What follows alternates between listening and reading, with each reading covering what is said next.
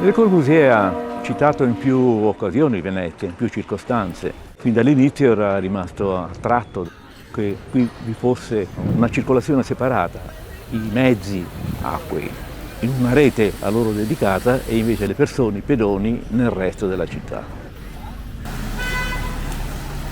Lo ha sempre considerato un caso straordinario e anche un esempio di città moderna, nel senso che questa separazione dei percorsi è poi anche divenuta uno dei punti fondamentali della progettazione, soprattutto dei centri delle città moderne, delle città contemporanee. A Venezia ci sono 217 piccoli campi che sono legati proprio a questa funzione di consentire un rapporto fra abitazione e spazio diffuso in tutta la città. I campi sono spazi dove la gente può approfittare di questa meravigliosa città senza automobili. Qui gli spazi pubblici svolgono la funzione che in altre città svolgono i parchi. Però col Covid queste concessioni di spazi pubblici si sono estese un po' troppo. Portano via spazio alle attività dei cittadini. Di fronte a questo dilagare degli spazi concessi, si chiamano plateatici, è nato un movimento di cittadini. I cittadini hanno detto basta. I've been coming to Venice for many years and have seen changes over the period of time that I've come here. It's shocking. Walking through spaces is more challenging. Over-tourism impacts the tourist experience as well. Many people don't enjoy being crowded in a mob of people, not able to move, not able to enjoy the feeling of free space.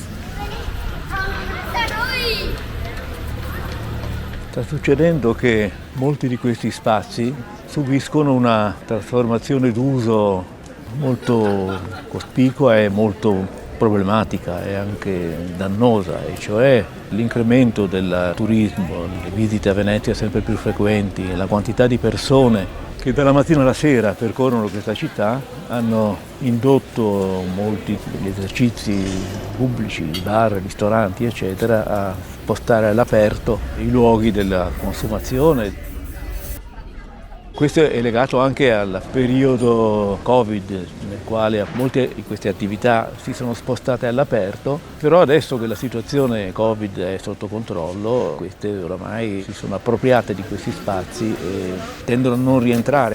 E questo ha delle conseguenze molto negative nei confronti della vivibilità degli spazi pubblici veneziani in generale, perché la percorrenza pedonale diventa problematica, occorre muoversi fra tavolini, persone che mangiano, anche visivamente. Tutto questo costituisce una forma di degrado. Quest'uso del mangiare e del bere all'aperto si protrae per tutto l'arco della giornata e non si vede altro che gente che mangia e consuma in qualsiasi ora del giorno, mattina, pomeriggio, sera. Oltretutto questo impedisce questa osmosi che era l'essenza fondamentale dello spazio pubblico veneziano, cioè il rapporto fra casa e campi e calli, che viene impedito da questo proliferare di tavolini, sedie che non ha confini e oramai è un dilagare continuo, anzi è un incremento. Sembra che questo fenomeno non solo non si sia arrestato, ma abbia uno sviluppo straordinario. E ci si augura che questa cosa possa cambiare, ma non si vedono però sintomi di un cambiamento. Anzi, c'è l'idea che tutto questo sia in ulteriore sviluppo, sembra che non ci sia sosta in questo. Il Comune avrebbe tutta l'autorità per venire incontro a queste esigenze, di muoversi con la libertà che è necessaria, se vogliamo che la città rimanga viva. We need to rethink the ways that people visit Venice. Many people come here and they don't really know very much, and perhaps there's a way to provide more information for them so they appreciate what Venice is. And when they visit with more respect for the place. And so you can still experience the real Venice that is often hidden behind the tourism industry.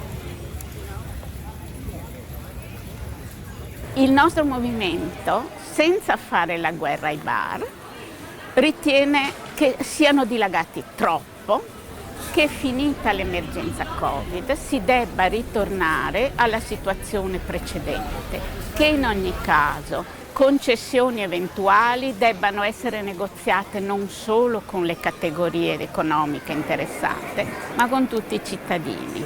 Noi ci rivolgiamo a tutti gli amici di Venezia che sono in tutto il mondo perché ci aiutino a tutelare di questa città non solo i monumenti, ma la qualità della vita che chi torna a Venezia spesso conosce molto bene, perché Venezia continui a essere una città dove si vive bene, perché sostengano la nostra lotta contro chi questa città la vuole solo consumare.